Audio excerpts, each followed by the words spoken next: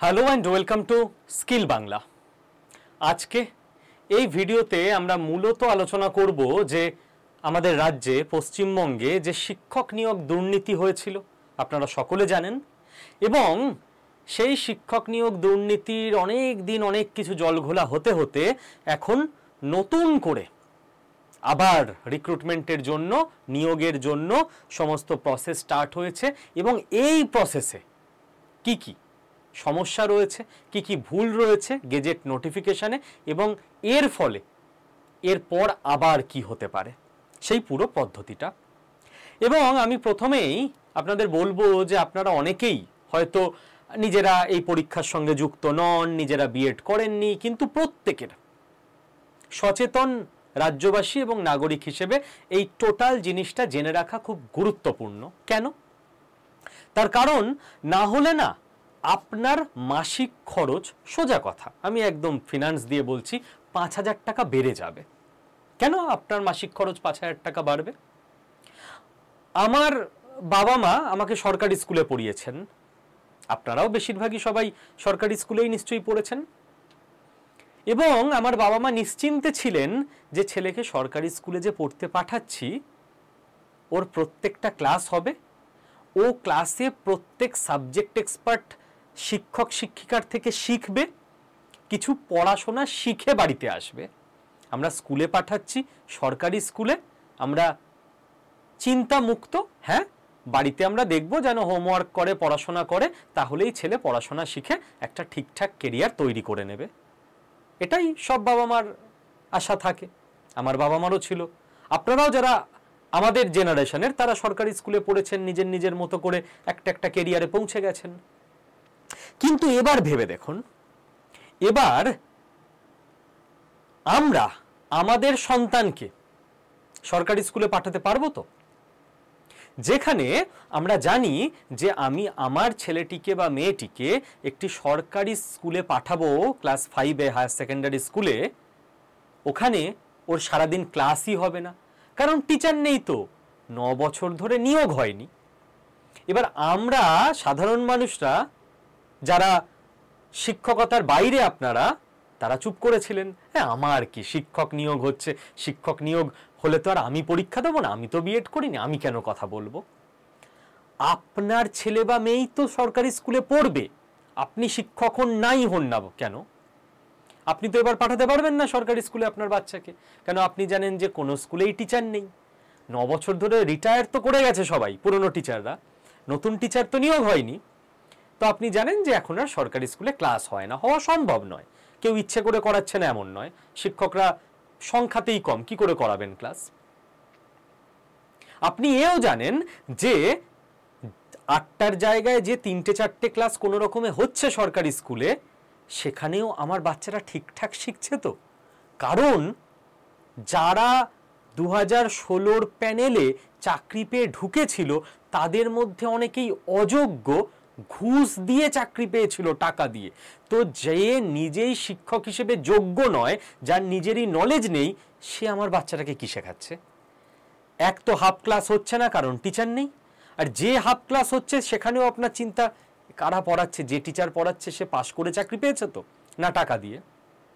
এবার আপনি কি করবেন? যে একটু উচ্চ মধ্যবিত্ত ধনী পরিবার, সে তার বাচ্চাকে এখন ইংলিশ মিডিয়াম প্রাইভেট স্কুলেই পাঠায়। যারা মধ্যবিত্ত, নিম্ন মধ্যবিত্ত, ইভেন দরিদ্র ফ্যামিলি থেকে বিলং করেন, তারাও আজকাল বলছেন যে একবেলা কম খাবো কিন্তু বাচ্চাটাকে আমি প্রাইভেট স্কুলে পাঠাবো, কারণ ওর তো ভবিষ্যৎ করতে হবে, সরকারি স্কুলে গেলে তো ভবিষ্যৎ হবে না। এটাই ভাবুন তো, যদি 9 বছর আগে থেকে সবাই আমাদের রাজ্যের ভাবতেন যে আজকে যদি দুর্নীতির বিরুদ্ধে আমরা কথা না বলি, 9 বছর পর আমার বাচ্চাটাকে আমি পাঠাতে পারবো না সরকারি স্কুলে, 5,000 টাকা মান্থলি ফিস দিয়ে বেসরকারি স্কুলে পড়াতে হবে। 5,000 টাকা আমি গড়ে বললাম, কোথাও 3,000 টাকা নেয়, কলকাতার দিকে এক একটা প্রাইভেট স্কুলে মান্থলি ফিস 15,000, 20,000, 25,000 টাকা পর্যন্ত বড় বড় স্কুলে। এই খরচটা তো আপনার হওয়ার কথা ছিল না, এটা তো সরকারের দায়িত্ব ছিল। সরকারি স্কুলে ওয়ার্ল্ড ক্লাস ফ্যাকাল্টি দিয়ে, টিচার দিয়ে সুন্দর করে পড়ানোর, কিন্তু আমরা চুপ ছিলাম, তার ফল আমাদের ভুগতে হচ্ছে। তো এই জন্য আজ আর চুপ থাকা উচিত নয় এবং আপনাদের পুরো ঘটনা এখন থেকে তথ্য সমেত জানা উচিত, আপডেটেড থাকা উচিত, সব জায়গায় আওয়াজ তোলা উচিত। তো এবার আমি শুরু করি। ব্যাকগ্রাউন্ড কি? ব্যাকগ্রাউন্ড হলো 2016 সালে 9, 10, 11, 12 এই 4টে ক্লাসের যে শিক্ষক শিক্ষিকা নিয়োগ হয় সেখানে বলা হয় এসএলএসটি পরীক্ষা। এসএলএসটি পরীক্ষায় দুর্নীতি হয়, অর্থাৎ অনেকে টাকা দিয়ে চাকরি পায়, কেস হয়, তদন্ত হয়, তদন্তে দেখা যায় সত্যি এরা তো টাকা দিয়ে চাকরি পেয়েছে। এবং যারা টাকা দিয়ে চাকরি পাননি, যারা সবাই তো টাকা দিয়ে চাকরি পাননি, কিছু অংশ টাকা দিয়ে পেয়েছেন ঘুষ দিয়ে, কিছু অংশ নর্মাল পরীক্ষা দিয়ে পেয়েছেন। যারা পরীক্ষা দিয়ে পেয়েছেন, পরীক্ষার তো একটা পদ্ধতি থাকে, সেই পরীক্ষার পদ্ধতিটাও ঠিক ছিল না। ওটা তাদের দোষ নয়, ওটা যারা পরীক্ষা কন্ডাক্ট করেছে সরকার বা বোর্ড, তাদের আবার ফল্ট ছিল। আলটিমেটলি কি দাঁড়ালো? যে 100 জন লোক চাকরি পেয়েছে তার মধ্যে 30 জন টাকা দিয়ে, যে 70 জন টাকা না দিয়ে নর্মাল পরীক্ষা দিয়ে চাকরি পেয়েছেন নিজের যোগ্যতায়, তাদের পরীক্ষার পদ্ধতিটাই আইনগতভাবে ছিল না। তাই ওই পুরো 2016 যারাই চাকরি পেয়েছিলেন কোর্ট পুরোটা ক্যান্সেল করে দিল। যারা বললো যে আমরা তো টাকা দিইনি, কোর্ট বলছে হ্যাঁ বুঝতে পেরেছি তোমরা টাকা দাওনি, তোমাদের দোষ নেই কোনো, তোমরা পরীক্ষায় দিয়েছো, বাট যে পরীক্ষাটা হয়েছে পরীক্ষাটাই আইনিভাবে হয়নি। বুঝুন। এইবার সুপ্রিম কোর্ট অর্ডার দিল যে নতুন করে 31শে মের মধ্যে নোটিফিকেশন বের করতে হবে রাজ্য সরকারকে, 31শে ডিসেম্বরের মধ্যে এই নিয়োগ কমপ্লিট করতে হবে, কারণ পুরো রাজ্যের সমস্ত স্কুলে অলমোস্ট পড়াশোনা বন্ধ হয়ে গেছে। আমার, আপনার, আপনার পরিবারের, প্রতিবেশীর, রিলেটিভের বাচ্চারা যারা সরকারি স্কুলে পড়ে, ওদের কিচ্ছু পড়াশোনা হচ্ছে না, বিশ্বাস করুন। এবার যে নোটিফিকেশন রাজ্য সরকার বের করলো সুপ্রিম কোর্টের নির্দেশের পর, সেই নোটিফিকেশনে দেখা যাচ্ছে অনেকগুলো গন্ডগোল। কি কি গন্ডগোল, সমস্যা কোথায়? নতুন নোটিফিকেশনে দেখা যাচ্ছে যে 60 নাম্বারের এমসিকিউ পরীক্ষা হবে। এখন সবাই পরীক্ষা দেবে। 2025 সালে যাদেরই বিএড কমপ্লিট হয়ে গেছে এবং গ্র্যাজুয়েশনে 50% পেয়েছেন বা যারা মাস্টার্স করেছেন, তারা সকলে পরীক্ষা দেবেন। সকলে 2016 যারা দিয়েছিলেন তারাও দিতে পারবেন, যারা পরের 2020, 21, 22 পাশ করে বেরিয়েছেন তারাও দিতে পারবেন, সকলে। তো তাদের সকলের 60 নাম্বারের একটা লিখিত পরীক্ষা হবে। ভালো কথা, 60-এ ক্লিয়ার দেখা যাবে কে কত পেল, যদি দুর্নীতি না হয়, আশা করব সেটা। 10 নাম্বারের একাডেমিক স্কোর হবে, যে সে যখন মাধ্যমিক, উচ্চ মাধ্যমিক, গ্র্যাজুয়েশন, বিএড, মাস্টার্স এই সব করেছে, সেখানে কেমন কেমন পার্সেন্টেজে নাম্বার পেয়েছে সেইগুলোকে 10 নাম্বারের মধ্যে একটা হিসেব করা হবে। 10 নাম্বার থাকবে এক্সপেরিয়েন্সে, যে সমস্ত টিচাররা 5 বছর স্কুলে পড়িয়েছেন, কন্ট্রাকচুয়াল, প্যারা টিচার, তাদের 10 নাম্বার দেওয়া হবে অভিজ্ঞতার জন্য, পড়ানোর অভিজ্ঞতা। 10 নাম্বারের ডেমো টিচিং হবে, যে কেমন পড়াতে পারছে, পড়ানোর স্কিল কতটা। আর 10 নাম্বারের ভাইভা হবে, অর্থাৎ মৌখিক পরীক্ষা। টোটাল কত গেল? টোটাল 100, বুঝে গেছেন। এইবার প্রথম সমস্যা, অনেকেই বলছেন যে এই যে ডেমো আর ভাইভা, এখানে নতুন করে দুর্নীতি হবে না তো? কারণ এর তো কোনো নির্দিষ্ট নিয়ম হতে পারে না। আমি এই যে আপনাকে কিছু বলছি, আমিও নিজে একজন শিক্ষক, কিন্তু আমি তখন বলবো সৌভাগ্যক্রমে আমি সরকারি স্কুলের পরীক্ষা কখনো দিইনি, আমি কর্পোরেট কোম্পানিতেই শিক্ষকতা করি। এবার এই যে আমি শিক্ষকতা করি, আমি আমার ব্যাচের স্টুডেন্টদের বোঝাই, তো আমার বোঝানোটা কেমন লাগছে এটা তো বিভিন্ন মানুষ আমাকে, কেউ 10-এ 9 দিতে পারেন, কেউ 10-এ 2 দিতে পারেন। এর তো এরকম হয় না যে ভারতবর্ষের রাজধানী কি নিউ দিল্লি হবে, ওটা হলে রাইট 1, না হলে 0। ওটা এমসিকিউ পরীক্ষার কোশ্চেন, ওইভাবে আপনাকে আলাদা করা সম্ভব। কিন্তু ডেমো, আমি একটা ডেমো দিলাম, কোনো মাস্টার মশাই আমার ডেমোতে সন্তুষ্ট হয়ে 8 দিতে পারেন, কেউ 5ও দিতে পারেন। এবং ভাইভা, কাউকে সহজ কোশ্চেন ধরা হতে পারে, কাউকে কঠিন কোশ্চেন ধরা হতে পারে। এগুলোর নির্দিষ্ট কোনোদিন 100% অ্যাকিউরেট সিস্টেম করা সম্ভব নয়, কখনো সম্ভব নয়। সমস্ত পরীক্ষার ক্ষেত্রেই এই সত্য প্রযোজ্য, WBCS এর ক্ষেত্রেও ভাই মানে ইন্টারভিউ সেটাই প্রযোজ্য, SLSTর ক্ষেত্রেও।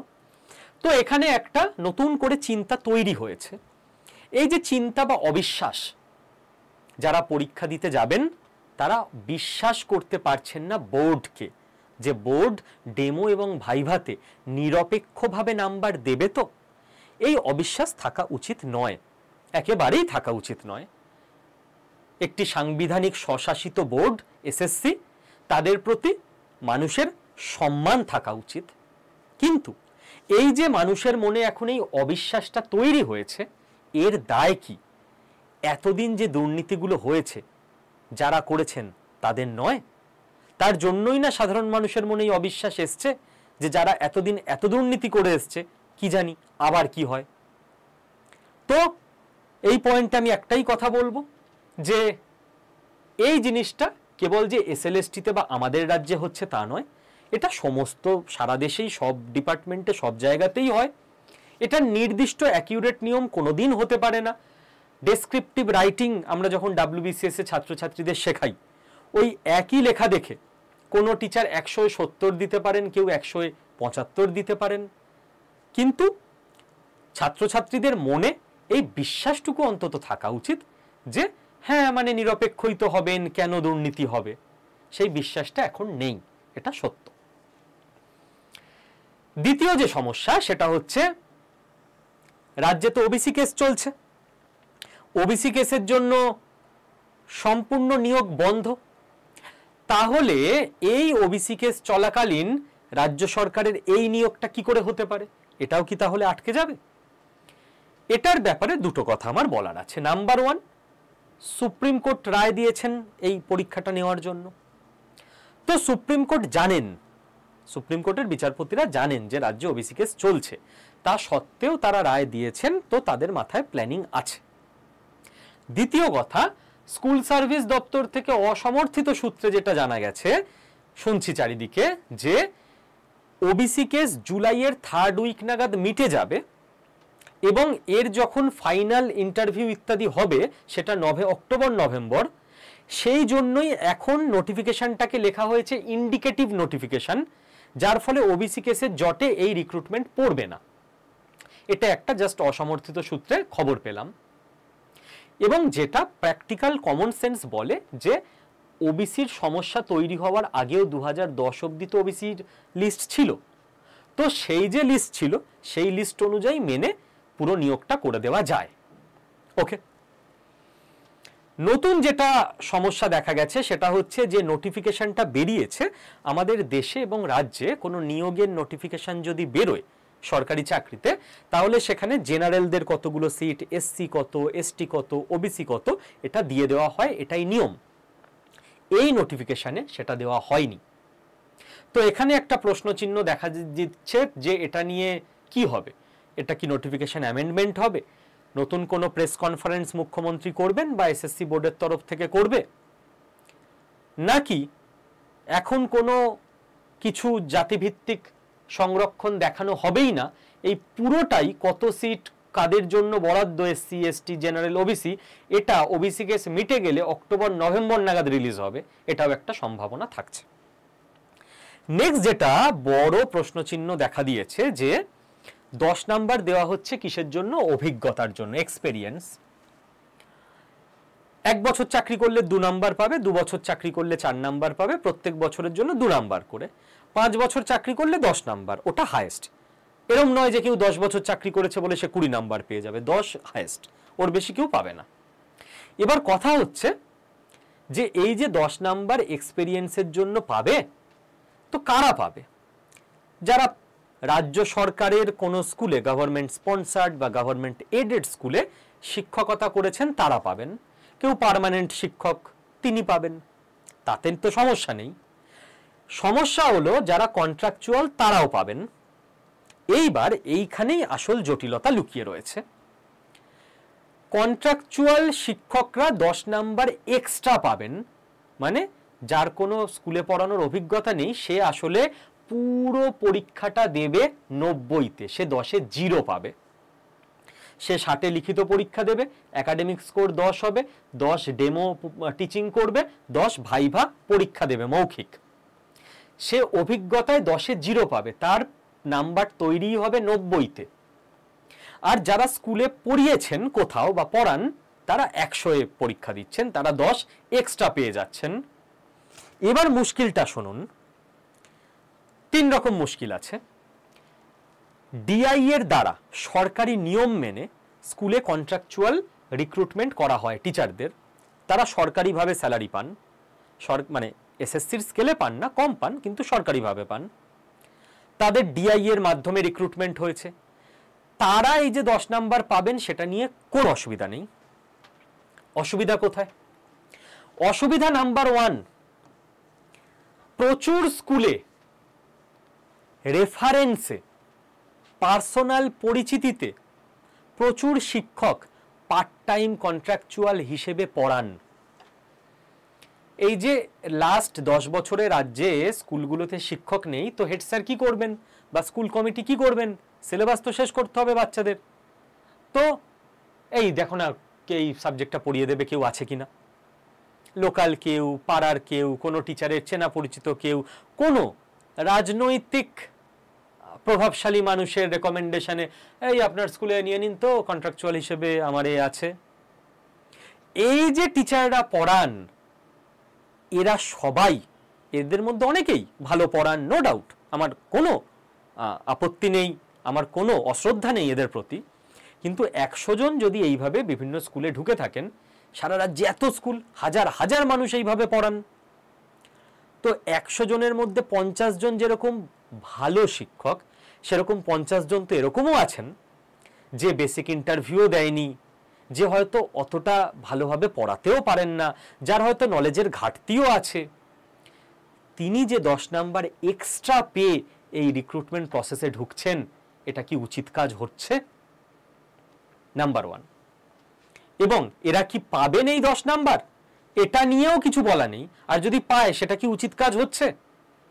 নাম্বার 2, প্রত্যেকে বুঝবেন এবং ভাববেন, কারণ আপনার বাচ্চাই সরকারি স্কুলে পড়বে, ভাববেন না যে আমি এর দিকটা চোখ বন্ধ করে থাকবো, আমার কি যায় আসে। আপনার যায় আসে, না হলে আপনার বাচ্চাই পড়াশোনা শিখবে না। সেকেন্ড ব্যাপার হলো যে এই যে 2016 প্যানেলের যারা চাকরি পেয়ে স্কুলে পড়ালো লাস্ট 9 বছর, এখনো পড়াচ্ছেন, স্কুলে যাচ্ছেন ওনারা, তারাই 10 নাম্বার পাবে? কিছু বলা নেই, মনে হচ্ছে পাবে। তারা পেলে ব্যাপারটা কেমন হলো? যাদের প্যানেল ক্যান্সেল হলো, যে নিয়োগটাই বৈধভাবে হয়নি, তাদেরকেই ওই নিয়োগের মাধ্যমে পাওয়া চাকরির অভিজ্ঞতার জন্য 10 নাম্বার দিয়ে দেওয়া হচ্ছে। এটা কি ধরনের আইন হলো? এটা নিয়ে সমস্যা, দেখা যাক অ্যামেন্ডমেন্ট আসে না, প্রেস কনফারেন্স আসে না, নতুন কেস হয় এটা নিয়ে। এবার এখানে যারা নতুন ফ্রেশার ক্যান্ডিডেট, আমার স্টুডেন্টরা, তারা অনেকে জিজ্ঞেস করে, স্যার নতুনরা তাহলে পিছিয়ে, 10 নাম্বার তো আমরা পাবো না, আমাদের অভিজ্ঞতা নেই। দেখো এখানে আমি নিরপেক্ষভাবে একটা কথা বলবো, ইয়েস 10 নাম্বার তোমরা পাবে না, সত্যি কথা। একইভাবে এটাও সত্য যে তোমরা অনেকে পড়াশোনার মধ্যে আছো, চর্চার মধ্যে আছো, তোমাদের মধ্যে স্টুডেন্টশিপ আছে, তোমাদের মাইন্ডসেটটা কম্পিটিটিভ আছে। যিনি 9 বছর আগে চাকরি পেয়ে গেছেন, যারা আগের প্যানেলের এখন চাকরি হারা, আবার পরীক্ষা দেবেন, বিশ্বাস করো তাদের মধ্যে 10-20% মানুষ তো নিশ্চয়ই টিচাররা এমন হবেন যারা নিয়মিত পড়েন, নিজেদের আপডেটেড রাখেন, পড়াশোনার টাচে ভালোভাবে আছেন, কিন্তু 80% বা তার বেশি শিক্ষকই পড়াশোনার টাচে নেই। দায়িত্ব নিয়ে বলছি, কাউকে অশ্রদ্ধা না করে। তারা যে সিলেবাসটা লাস্ট 8-9 বছর ধরে পড়ান, সেটা হয়তো খুব ভালো করে পড়ান, সেটা নিয়ে আমার কোনো আপত্তি নেই, হয়তো কেন আমি নিশ্চয়ই এটুকু ধারণা করতে পারি যে তারা 9, 10, 11, 12 সিলেবাস গুলে খেয়েছেন, বাচ্চাদের যত্ন নিয়ে পড়ান, খুব ভালো করে পড়ান, 9, 10, 11, 12 প্রতিটা জিনিস তারা পারবেন। কিন্তু 9, 10, 11, 12-এর ওই পাঠ্যপুস্তকের পড়াশোনা ছাড়া তার বাইরের যে পড়াশোনা, সিলেবাসটা তো হিউজ প্রত্যেকটা সাবজেক্টেরই, গ্র্যাজুয়েশনের অনেক কিছু আছে, সেইটার পড়াশোনার টাচে তারা নেই। এবং কি হয়, আমাদের মধ্যে, আমাদের দেশের মানুষের মধ্যে একটা মেন্টালিটি আছে, শিক্ষকতা তো একটা স্কিল, একটা পারফর্মিং আর্ট, আমায় প্রতিদিন আপডেটেড থাকতে হবে, আমায় প্রতিদিন নিজেকে বেটার করতে হবে যাতে করে আমি সহজে ছাত্রছাত্রীকে বোঝাতে পারি। বাট শিক্ষকতার চাকরিকে অনেকেই মনে করেন যে এটাও বুঝি একটা সরকারি ক্লার্কের চাকরি, একবার চাকরির পরীক্ষায় পাশ করে শিক্ষক হয়ে গেলাম, ব্যাস আমার আর কোনো কাজ নেই, এবার আমি নর্মাল ক্লার্কের কাজ করব। আমি ক্লার্কের কাজকে ছোট করছি না, কিন্তু শিক্ষকতা, ডাক্তারি এটা ওরকম নয় যে আমি একবার পাশ করে গেলাম ব্যাস আমি ডাক্তার। তাকে রোজ পড়তে হয়, নতুন ওষুধ সম্পর্কে জানতে হয়, ডাক্তারকে, টিচারকেও রোজ ভাবতে হয় যে এই স্টুডেন্টটার মাথায় ঢুকছে না, কোন পদ্ধতিতে কোন উদাহরণ দিয়ে বললে এর মাথায় আমি ঢোকাতে পারবো। কিন্তু এই মাইন্ডসেট বেশিরভাগ মানুষেরই কিন্তু আমাদের দেশে বা রাজ্যে নেই। তার ফলেও যারা 2016-এ চাকরি পেয়ে গেছেন তাদের ওই মাইন্ডসেট চলে গেছে, তারা ভেবেছেন আমি তো সরকারি চাকরি পেয়ে গেছি, নিজেকে আর আপডেটেড রাখার দরকার নেই। তো তারা কিন্তু পড়াশোনার দিক থেকে, বিশ্বাস করো তোমরা যারা নতুন স্টুডেন্ট, অল্প বয়সী ফ্রেশার, তাদের থেকে অনেক পিছিয়ে, এটুকু আমি বলতে পারি। নেক্সট যেটা বড় সমস্যা, সুপ্রিম কোর্ট পরিষ্কার বলে দিয়েছেন যে যারা টাকা দিয়ে চাকরি পেয়েছেন, যারা চিহ্নিত অযোগ্য, খারাপ ভাষা ব্যবহার করতে চাই না কিন্তু বলতে বাধ্য হচ্ছি, যারা চোর, টাকা দিয়েছে, যে নিয়েছে সেও যেমন চোর, যে দিয়েছে সেও তো চোর, সেও তো চাকরিটা, সিটটা চুরিই করেছে একটি বেকার যোগ্য ভাই বা বোনের থেকে, তাই না? আর কি করেছে? শিক্ষক নয়, সে চোর। সেই চোরদের সাসপেন্ড করেছে সুপ্রিম কোর্ট আলটিমেটলি, সোজা কথায় বললে, যে তারা এই পরীক্ষায় আর বসতেই পারবে না, যে আমি স্যার এবার পড়াশোনা করে পরীক্ষা দিয়ে নিজেকে প্রমাণ করব, তুমি চোর, তুমি বসতেই পারবে না, এটা তোমার শাস্তি। কিন্তু নতুন গেজেটে এবং নোটিফিকেশনে এদের ব্যাপারে কিচ্ছু বলা নেই।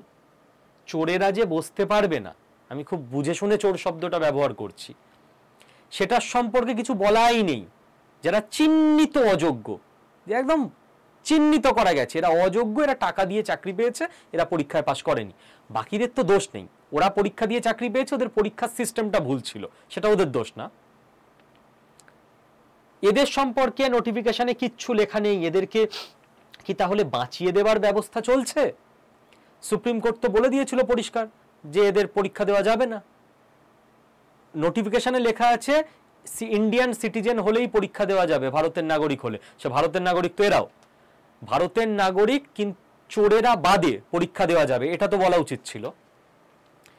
কিন্তু একটা কথা এখানে আমি বলি, সুপ্রিম কোর্ট নিজেদের রায়ে পরিষ্কার বলেছিলেন যে রাজ্য সরকার নোটিফিকেশন বের করবে এবং সেই নোটিফিকেশনের কপি সুপ্রিম কোর্টে পাঠাতে হবে, সুপ্রিম কোর্ট নিজে পড়ে দেখবে, তারপর ছাড়পত্র দেবে। তো সুপ্রিম কোর্ট পড়ছে নোটিফিকেশন, চিন্তা নেই, ব্যবস্থা হয়ে যাবে। নেক্সট, মাননীয় মুখ্যমন্ত্রী প্রেস কনফারেন্সে বলেছেন যে যারা 2016-এ পরীক্ষা দিয়েছিলেন, সেই সময় কারোর বয়স ছিল 38 বছর, 40 বছর অবধি দেওয়া যায় পরীক্ষা। আজকে 9 বছর পর তার বয়স হয়ে গেছে 47 বছর, তো সে তো পরীক্ষাই দিতে পারবে না, তার বয়স পেরিয়ে গেছে। তো মাননীয় মুখ্যমন্ত্রী বলেছিলেন যে সেই 2016-র লোকদের বয়সের ছাড় দিয়ে দেওয়া হবে। এবার এই যে নোটিফিকেশন, এই নোটিফিকেশনে বয়সের ছাড় নিয়ে কিছুই বলা নেই। তারা কত বছর বয়সের ছাড় পাবে? 2016 থেকে 2025 9 বছর, তাহলে কি 9 বছর পাবে না কত পাবে? কিছু বলা নেই। এটার ক্ল্যারিটি নিশ্চয়ই কোনো অ্যামেন্ডমেন্ট বা মুখ্যমন্ত্রীর প্রেস কনফারেন্স বা এসএসসি বোর্ডের প্রেস কনফারেন্স, সাংবাদিক বৈঠক, কিছু একটা হবেই, হতে বাধ্য এটা, ঠিক আছে? নেক্সট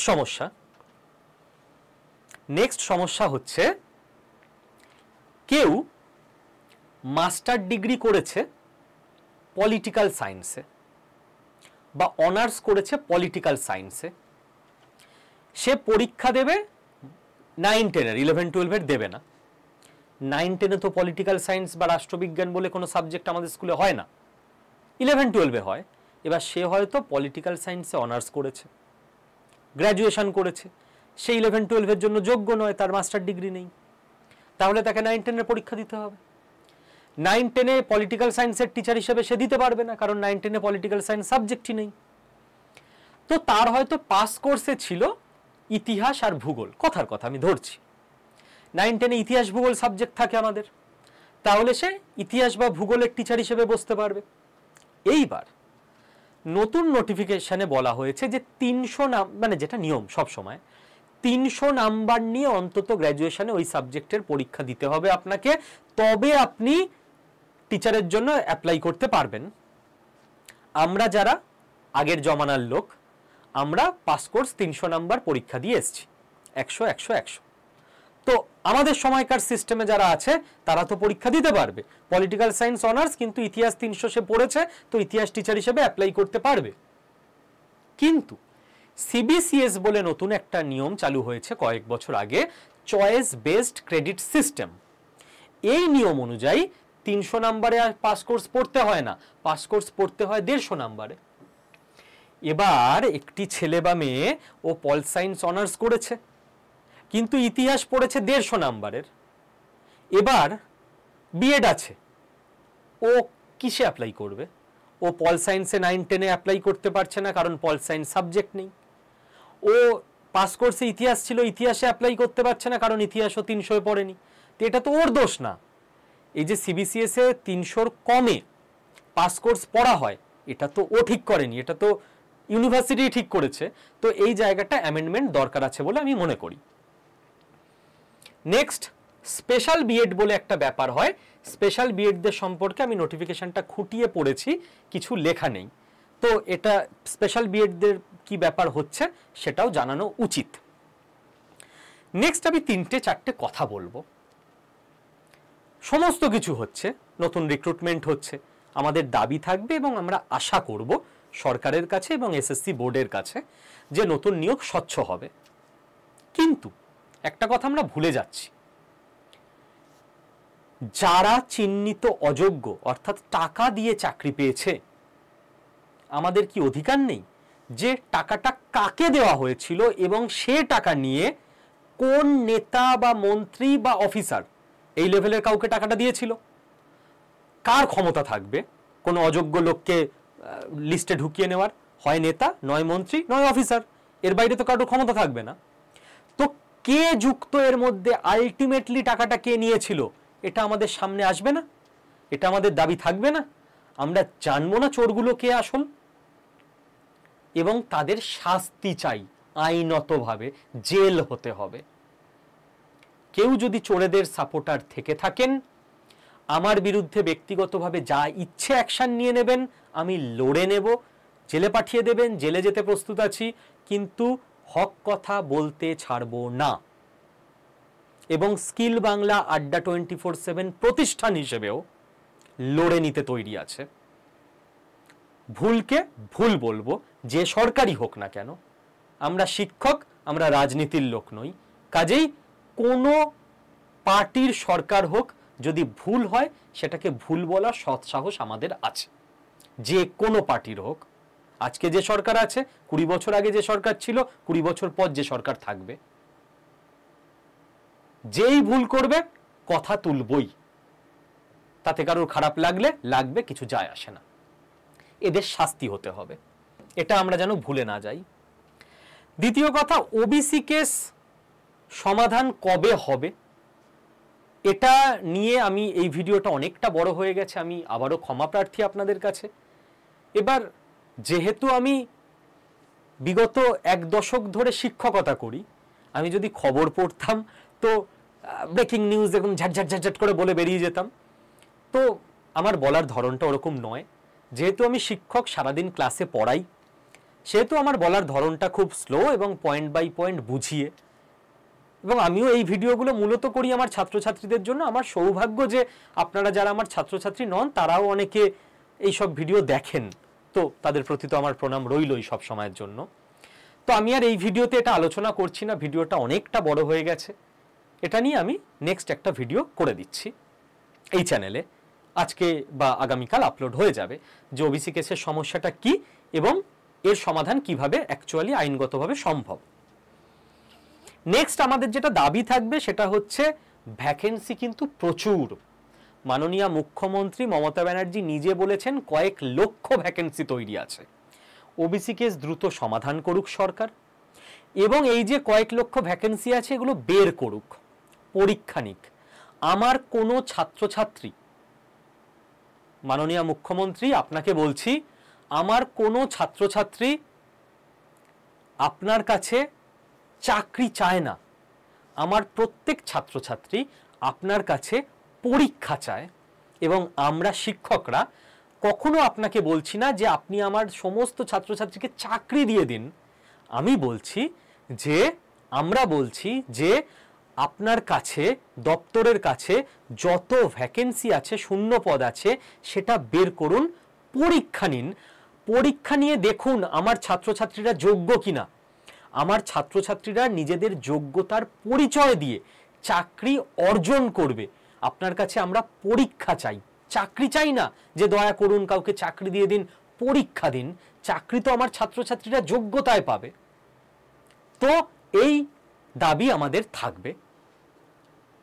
ওকে, 20 বছর আগেও ছিল, 20 বছর আগে আমি, আপনারা কেউ বলতে পারেন যে আজকে মমতা ব্যানার্জি মুখ্যমন্ত্রী বলে আপনি বলছেন, আপনি 20 বছর আগে বলেননি কেন? যখন বুদ্ধদেব ভট্টাচার্য মুখ্যমন্ত্রী ছিলেন তখন আমি শিক্ষক ছিলাম না। থাকলে নিশ্চয়ই বলতাম। তখনকার শিক্ষকরাও নিশ্চয়ই বলেছিলেন শিক্ষকদের কাজই এটা হওয়া উচিত।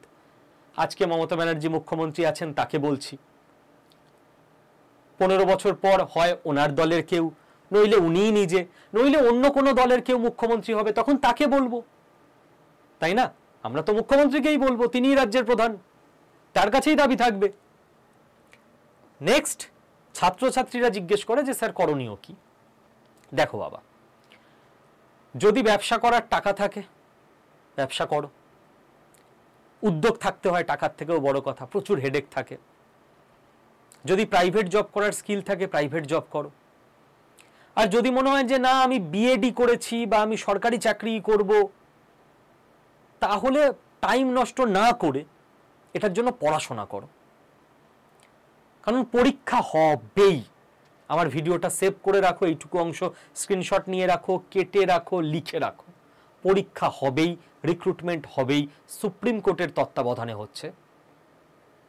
আর টাইম নষ্ট করো না। স্যার আপনি কিভাবে হেল্প করবেন? দেখো, প্রতিযোগিতামূলক পরীক্ষার শিক্ষক আমি, আমাদের প্রতিষ্ঠানও দীর্ঘ এত বছর ধরে পড়াচ্ছে, তো আমি অবশ্যই সেই হেল্পটা সবসময় করি সমস্ত পরীক্ষা নিয়ে, তোমাদেরও করব। মোট 44,000 শূন্য পদে পরীক্ষা হবে। 9, 10 এবং 11, 12 শিক্ষক পদে। যাদের বিএড আছে, গ্র্যাজুয়েশন বা মাস্টার ডিগ্রি আছে, তারা দিতে পারবে। এবং অশিক্ষক কর্মীও কিন্তু নিয়োগ হবে 8,000, মানে গ্রুপ সি পদে স্কুলের, অর্থাৎ যারা স্কুলের ক্লার্ক হবে। এবং গ্রুপ ডি পদে স্কুলের, অর্থাৎ যারা স্কুলের পিওন এবং বিভিন্ন গ্রুপ ডির পদে কাজ করবেন, ল্যাব অ্যাটেন্ডেন্ট। এর জন্য কিন্তু গ্র্যাজুয়েশন বা মাস্টার ডিগ্রি বা বিএড লাগবে না। 18 থেকে 40 বছর বয়স হলেই হবে। মাধ্যমিক পাস থাকলে গ্রুপ সি পদে আবেদন করা যাবে, ক্লাস 8 পাস থাকলে গ্রুপ ডি পদে আবেদন করা যাবে। কেউ যদি মাধ্যমিক পাস হয় তো সে অবশ্যই দুটোতেই আলাদা আলাদা করে আবেদন করতে পারবে। এবং খুবই সহজ সিলেবাস, খুবই সহজ পড়াশোনা। আমি বলবো বয়স যদি থাকে একবার চেষ্টা করে দেখো বাবা। পারলে না তো ঠিক আছে, তুমি জীবনে যা করছো সেটাই কন্টিনিউ করে নিও। বাট তোমার পাশের বাড়ির কেউ যখন পেয়ে যাবে না চুপি চুপি প্রিপারেশন নিয়ে, সে যখন স্কুলে চাকরি করতে যাবে, আর দ্রুত রিক্রুটমেন্ট হবে 31শে ডিসেম্বরের মধ্যে, 2 জানুয়ারি যখন সে স্কুলে যাবে 2026 সালে, তোমার খারাপ লাগবে যে একবার যদি চেষ্টা করতাম। চেষ্টা করে নাও, তারপর পারলে না তোমার ব্যাপার, তুমি জানবে চেষ্টা করেছিলাম, হয়নি। তো একটা কাজ করতে পারো, এইটা আমাদের অফিসিয়াল হোয়াটসঅ্যাপ নাম্বার। এই নাম্বারে হোয়াটসঅ্যাপে একটা জাস্ট হাই লিখে পাঠিয়ে দেবে হোয়াটসঅ্যাপে। ওকে, যারা আমার ছাত্রছাত্রী তাদের বলছি, তোমার কাছে অটোমেটিক, মানে যারা শুনছো তারাও কেউ আমার ছাত্রছাত্রী যদি হতে চাও তাদেরও বলছি, তোমার কাছে অটোমেটিক একটা হোয়াটসঅ্যাপেই গ্রুপের লিঙ্ক চলে যাবে, অটোমেটিক সেট করা আছে আমার। ওখানে লিঙ্কটায় ক্লিক করলেই তুমি আমার গ্রুপে জয়েন হয়ে যাবে। গ্রুপে জয়েন হলে আমি বলে দেবো যে কোন নাম্বারে ফোন করতে হবে যদি কিছু জানার থাকে। এই নাম্বারে দয়া করে ফোন করো না, এই নাম্বারে আমার দিনে 500টা ফোন আসে, কারোর ফোন আমি ধরতে পারি না, ঠিক আছে? এত ফোন এলে কি করে ধরবো? তো গ্রুপে জয়েন হবার পর আমি আলাদা ফোন নাম্বার দিয়ে দেব, ব্যাচ সম্পর্কে, কোর্স সম্পর্কে বলে দেব, এবং কেউ যদি ব্যাচে ভর্তি হতে পারছো না, কোনো অসুবিধা নেই, ফ্রি গাইডেন্সের ব্যবস্থা থাকবে ইউটিউবে, আড্ডা 24/7 অ্যাপে। তুমি বাড়িতে পড়ো, সেলফ স্টাডি করো, ফ্রি গাইডেন্স যদি চাকরির জন্য সিরিয়াস হও নিয়ে নিতে পারো আমাদের থেকে, ঠিক আছে? সেই সবই তুমি হোয়াটসঅ্যাপ গ্রুপে পেয়ে যাবে। তো 18 থেকে 40-এর মধ্যে বয়স হলে আর ক্লাস 8 বা মাধ্যমিক পাস হলে হোয়াটসঅ্যাপ করে দাও, গ্রুপে চলে এসো, প্রস্তুতির দায়িত্ব আমার, ওকে? যদি তোমার চেনা পরিচিত কেউ থাকে, বন্ধু বান্ধব, দাদা দিদি, ভাই বোন, এই বয়সের মধ্যে পড়ছে এবং শিক্ষাগত যোগ্যতা 8 বা মাধ্যমিক পাস, তাকে আমার এই ভিডিওটা পাঠিয়ে দাও, ওকে? এবং আবারও বলছি, পরপর আরও 2টো ভিডিও আসছে এই চ্যানেলে, ওবিসি কেসের সমাধান কিভাবে সম্ভব, এবং যে প্রবলেমগুলো আমি বললাম এসএলএসটি নোটিফিকেশন নিয়ে, সেইগুলো যদি কেস হয় তাহলে কি হবে এবং তার সমাধান কোন পথে সম্ভব, সেই 2টো নিয়েও ভিডিও এই চ্যানেলে পরপর আসছে। স্কিল বাংলায় সকলকে স্বাগত, থ্যাংক ইউ।